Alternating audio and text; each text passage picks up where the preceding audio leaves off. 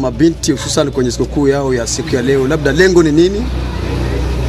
Lengo la kwanza ilikuwa ni kuunganisha vijana wote wa binti na vijana wanaume, kuonesha kama mwanamke naye anaweza akasaidia kuleta usalama kwenye mji wetu.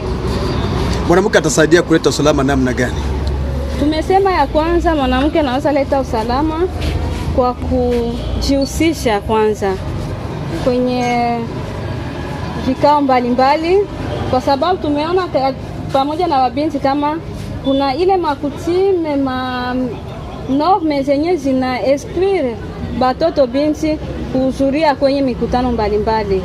Tukasema cha kwanza itakuwa wakuu viongozi na maorganizasyon zote kuendelea kujikaza kusoutenir donc ba jeune fille ba participer kwa le mareunion bapane maoni yao. Cha pili, jeune fille analeta upatanisho ndani ya jamii. Kia tatu, jeune fille anakontribue aussi ku stabilite socio-économique wakati anajisaidia kwa ile autonomie au kikazi.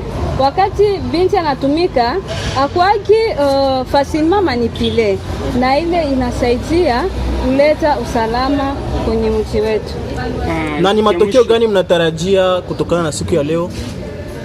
Kutokana na siku ya leo tunatarajia ya kwamba mabinti wamelewa kwanza, kia kwanza kama wanaweza pia nao kujihusisha na usalama wa mwingine.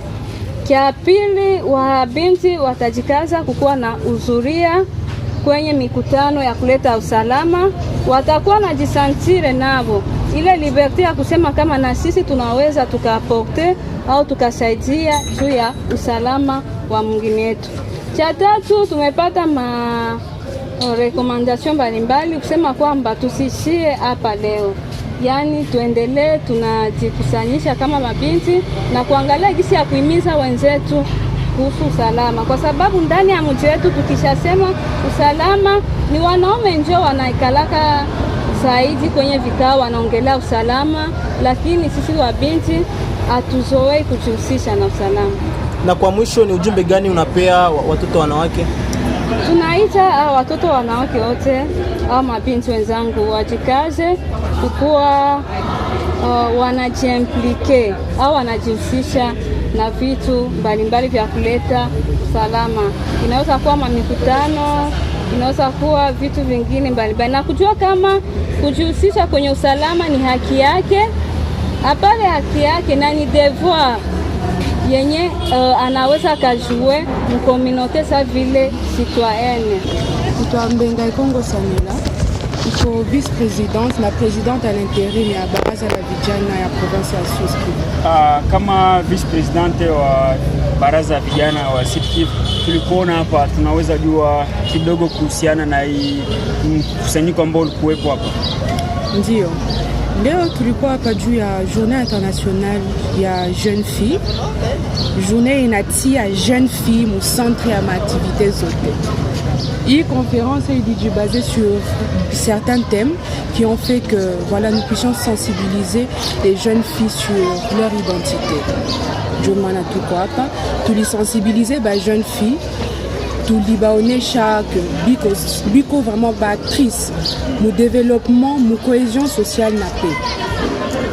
Na hii kitu ambacho walichokifanya hapa na kitapatia nguvu gani wanawake ama mabinti ambao mmewafanyia hiki kitu? Unajua que sensibilisation, importance ya sensibilisation ni kufungula mentalité ya mtu. Fungula mentalité et c'est le plus important.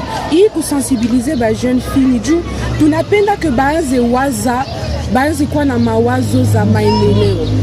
Qu'elle commence à se demander qu'est-ce qu'elle pourrait faire pour construire le pays. Parce que tout se fait depuis le jeune âge. Les jeunes filles sont à la base, sont au centre de toutes ces activités. Et ce qui va dans leur avantage, c'est le fait qu'elles puissent avoir des modèles. hii conference ilikuwa occasion ya kubaonyesha que na shetu kuna ba soutenir mugedi qu'on a fait. Si elles ont quelque chose, elles ont des modèles à qui se référer pour pouvoir agir. C'est ça l'avantage. L'autre avantage que je dirais pour la jeune fille, c'est que elle puisse voir qu'il y a des initiatives dans le sens de tout ce qui va dans leur développement. On a fait une conférence débat, Batu Baliongea, on a tous échangé et après ça, je suis sûre que beaucoup de jeunes filles sont sorties avec une mentalité assez différente ou avec beaucoup plus d'informations qui leur permettront d'aller de l'avant dans ces questions. Oui, revenons sur l'activité de ce matin. On vous a vu en train de réaliser certaines activités d'assainissement. Est-ce que vous pouvez nous en dire plus? Oui. Bon, je préfère appeler ça une activité patriotique. Activité patriotique d'assainissement. Alors avant de parler de cette activité, j'aimerais d'abord remercier ceux qui nous ont accompagnés. Parce que vous savez, nous sommes ici, nous ne pouvons pas faire les choses seuls.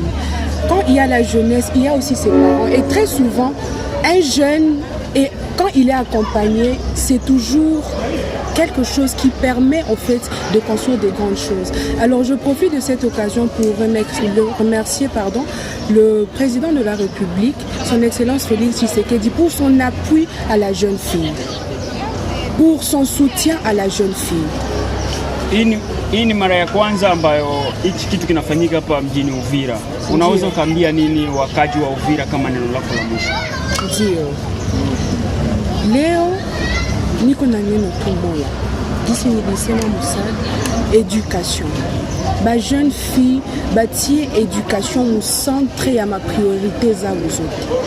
Na éducation haiko tu éducation ya kumasomo. Éducation ni ile éducation et banatafuta bope qu'elle s'éduque elle-même. Qu'elle prenne l'initiative. Tout na ma téléphone, internet, tout chaque fois na biote. Ma outil biote, Dieu a coûté éduquer chitote. Tout profiter à easy ma opportunité. Tout qu'on apprenne beaucoup de choses. Qu'on apprenne tout ce qui nous permettra de devenir des grandes personnes demain. Asante. J'aimerais remercier aussi, vu que cette activité s'est réalisée sous le haut patronage du gouverneur de la province, le professeur Jean-Jacques Pouroussi Sadiki. Cet accompagnement nous a permis de réaliser cette action. Cette action patriotique, comme je le dis dès le départ, avec l'ASBL rendant notre ville propre, chapeautée par Madame la ministre de la Finance, Madame Césarine, qui nous a accompagnés. Nous ne pouvons pas placer de mots sans leur remercier. Aujourd'hui, nous avons placé un acte patriotique pour notre ville et j'espère que ça va retentir dans tout le pays. La jeunesse est toujours au centre de toutes les actions et nous voulons que ça ne se limite plus qu'à des mots, que nous passions à l'action. Aujourd'hui, nous avons fait le nettoyage, l'assainissement, de ce tronçon depuis le monument jusqu'à la mairie. Et nous voulons que ce soit une habitude. Nous voulons inciter non seulement la jeunesse, mais la population entière de la ville d'Uvira, de la province du Sud et pourquoi pas de la République démocratique du Congo, à prendre notre environnement comme un élément qui constitue le patriotisme, comme un élément sur lequel nous devons travailler pour témoigner de notre patriotisme pour le pays. L'environnement, c'est celui que nous laisserons à ceux qui viendront après nous. Alors, nous devons vraiment y veiller. Nous faisons face à beaucoup de problèmes, que ce soit les inondations, les maladies liées à l'insalubrité. Et ce genre de choses, ça nous affecte. Aujourd'hui, nous avons lancé ce projet avec le peu qu'on a eu et nous espérons que nos voix se feront entendre chez les autorités pour que nous ayons, pourquoi pas, des poubelles dans nos villes, qu'il y ait vraiment tout ce qu'il faut pour assainir notre ville. Nous avons lancé et nous espérons continuer dans ce sens-là. Notre ville sera une ville propre. Nous voulons que notre ville soit une ville assainie et c'est à nous, la jeunesse, de faire cette action. Nous devons aussi être des modèles. C'est vrai qu'on dit que non, la jeunesse est en manque de modèles, mais j'aimerais que nous nous considérions comme des modèles pour ceux qui viendront après nous. Soyons ce modèle que nous aurions voulu avoir plus tard. Et je pense que c'est comme ça que la jeunesse occupera vraiment sa place d'actrice dans le développement, dans la paix et la cohésion sociale. Merci beaucoup. Merci beaucoup. Kwa majina ni Didier Katembera, niko député provincial mchaguliwa wa vile ya Bukavu.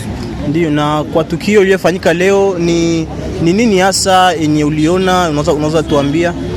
Leo nilipata aliko ya conseil urbain ya vijana hapa kwetu Uvira, na ile aliko ilikuwa kusema kama leo ilikuwa sikukuu ya kusherekea mwanamke mdogo, jeune fille, na mimi wakati nilipata ile aliko nikasema voilà, niko mbunge wa vijana na kwa tuna mbunge ambaye anajogelea watu sana, na kwa mbunge ambaye anaweza kusherekea kuparticiper ma vikao mingi ya vijana. Nikasema sitabakia nyuma, na mimi ndafika nitie na mimi mchango yangu niweze kuongea na vijana, na wakati ambao tunakuwa hapa kwetu Uvira sawa vile assemblée provinciale, niweze na mimi kusaidia vijana hapa kwetu kimafikiri, kimaendeleo na kikuishi pamoja.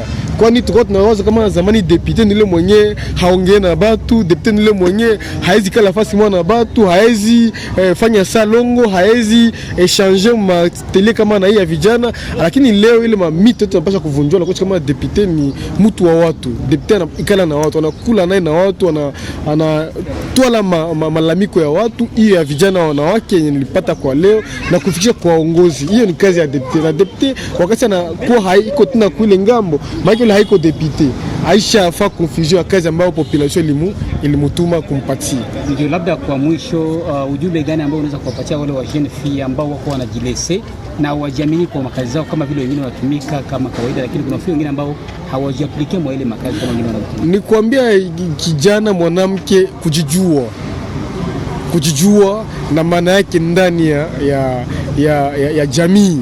Ile ni ya kwanza. Ya pili ni mupeleka mwanamke kujua kama ana mafaa. Wakati hakuwa anajua, sisi tumupeleke kujua kama ana mafaa, na bila yeye hiyo jamii yetu haitaendelea mbele. Ile ilikuwa ya pili. Na ya tatu, kumfunza mwanamke na kumuonesha impact yake kusudi ya kujenga amani, kusudi ya kujenga ujamii, kusudi ya kujenga kuishi pamoja. Paske tunasema kama mafunzo ya mzuri, mafunzo ya kukaza inaanzia ndani ya jamaa. Na wakati jamaa hatufunzwa na watoto wetu, manake na maisha ya kesho watakuwa wa instrument ya manipulation ya wanaume, watakuwa ma instrument manipulation ya watu fulani, na itaendelea na kubana society yetu kuendelea mbele, tena kubana jamii yetu kusonga mbele. Asante ndugu. Asante sana wana Mwariri. Kitambulisho? Mimi ni Mapenzi Manyebwa, niko president wa Synergie des sociétés civiles et mouvements citoyens hapa Uvira, pia coordinateur wa société civile ambayo inaitwa la dynamique des sociétés civiles pour le développement durable. Kiongozi, tulikuona ulikuwa katika hii mkutano ya wanawake na ni mara ya kwanza kabisa kuiona hapa jijini Uvira. Unaweza tuambia kiufupi kuhusiana na huu mkutano? Ndiyo, mkutano wa leo ilikuwa ni kucelebre Journée internationale de la fille, de la jeune fille, na tumeona sisi wote matematiki mbalimbali ambazo zimekuwa, na ya muhimu ilikuwa ni kuhimiza wa jeune fille wa comprendre ya kwamba wako na responsabilite mu communauté, inabidi waendelee kujifunza na waige mambo fulani sur le plan développement, sur le plan économie, sur le plan entrepreneuriat, sur le plan politique, ambayo inaweza wasaidia wa jeune fille wakuwe pia parmi ba acteur ou actrice ya changement ya société yetu. Na katika matematike mbalimbali wamehimiza wa jeune fille watoe boga na wajitume pia katika mambo mbalimbali ya kuwapermettre aseke bakwe na place yenye considerable mu société, wasiendelee tena na ile mahali ya zamani ya kujiacha nyuma. Parce que ukiangalia culture yetu ya zamani, une jeune fille alikuwa anajikonsidere sasa ni mtu mwenye hana valeur, hawezi kafaa na haikuwa ameziri ya kufanya makazi yoyote. Mais avec la modernisation ya leo walionyesha kwamba wa jeune fille wako ameziri ya kufanya mambo mingi, inalomba tu wapate soutien, na pia wa jeune fille wao peke wajitume à travers madomene mbalimbali, na wa comprendre ya kwamba biko aussi na matala muebo, na biko na ile makapasite ya kukuwa ba politicien, kukuwa ba entrepreneur, kukuwa aussi ba économiste ya kabambi, na kushapote ma poste mbalimbali mu gouvernement congolais ku niveau local, niveau provincial comme ku niveau national. Na ni nini unaweza kuambia wale mabinti ambao walizarau wito ama wakupata kupata ile bahati kabisa ya kufika hapa? Ya kuambia ni kwamba waache kudharau maaktivite kama na hii parce que jeune fille hata toka ignorance wakati ya participer mu atelier de formation mu conférence, c'est à travers ma tel type d'activité ndio ba jeune fille wanakuwa sensibiliser, wanakuwa éveillé na wana changer positivement leur mode de penser, leur mode d'être et leur mode de vivre, na va permettre à ce que bakamate ma décision ziko positive kwa ajili ya kuaméliorer conditions de vie zabo na va contribuer aussi ku amélioration sanitaire, politique, économique et à société. Tunaenda kwa sababu